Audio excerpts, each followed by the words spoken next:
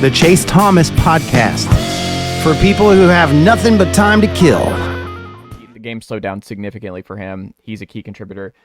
I just feel like when you watch him, Jahmai has a lot more confidence in his shot. Mm-hmm. Jordan has a lot more confidence in his shot. Zakai's always going to take tough threes. Like, I don't think his percentages are going to be good because that man loves contested threes. And that's just you live with it because he's just so good in so many other ways. But Zakai is like one of those where I imagine Barnes like, what are we doing? What are we doing with some of these shots?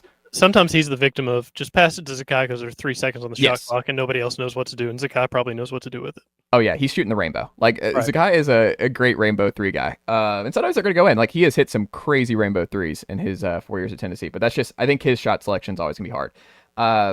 It's just it is what it is. But I think Igor is just such a more confident player shooting wise than Josiah was, and I think Santi last year it was really hard, but the combination of Chaz and Jordan shooting lights out and just Dalton, I have to be careful. Like Dalton was so good, but I think he was such a unicorn offensively that I think it just made it really hard for the role players around Dalton to find their rhythm, to make it like it just this Chaz is just a different kind of player. So like he's not going to be Dalton, but I think that's actually been better for Tennessee. And it's like one of those unknowns that you're talking about where you're like you were a little more uncertain about this year's team versus last year was because Dalton, like individually, the ceiling was high.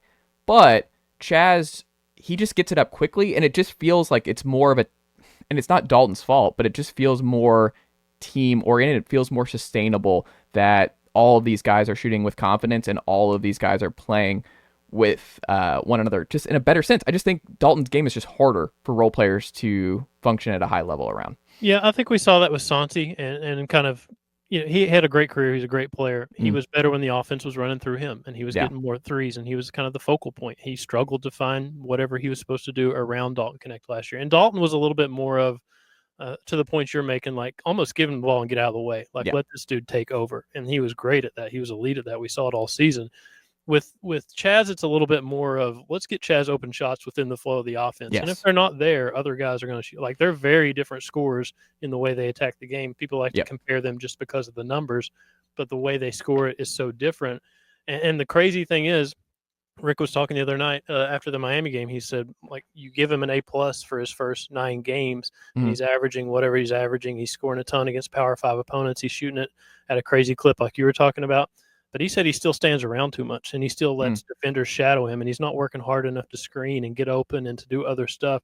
And he's averaging close to 19 points a game. Like, how high is the ceiling for this kid if he starts playing the way Rick Barnes wants him to play? And Rick Barnes isn't trying to change everything and completely overhaul. He just wants him to try work harder to get open and do different stuff and do stuff for his teammates as well in terms of like screening and stuff like that and cutting hard and all that stuff.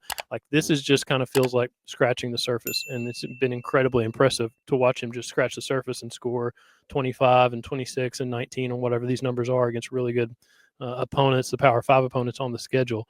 Like if he goes to another level and all these guys around him, like you're talking about the confidence and stuff, it's already a top 10 offense, but it feels like it could get a lot better too.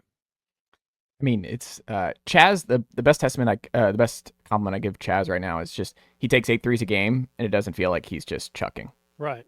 It doesn't feel forced. Like he's just, I don't know. Like it's just kind of effortless. Like he's just going to show up and he's going to make shots, and he doesn't. There's the expression on his face never really changes. The demeanor never really changes. He just comes out and he tries to make shots like that stuff against Baylor. The first, whatever it was, 5-6 minutes. I've never seen that before. And we watched Dalton Knecht all last season. Yeah. Like, that's no insult to Dalton. It's just I've never seen a guy come out and just start firing away like that. And he's done it.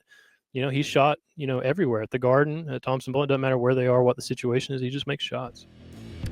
Grant Ramey. Nicely done, nephew. The Chase Thomas Podcast. Hell yeah.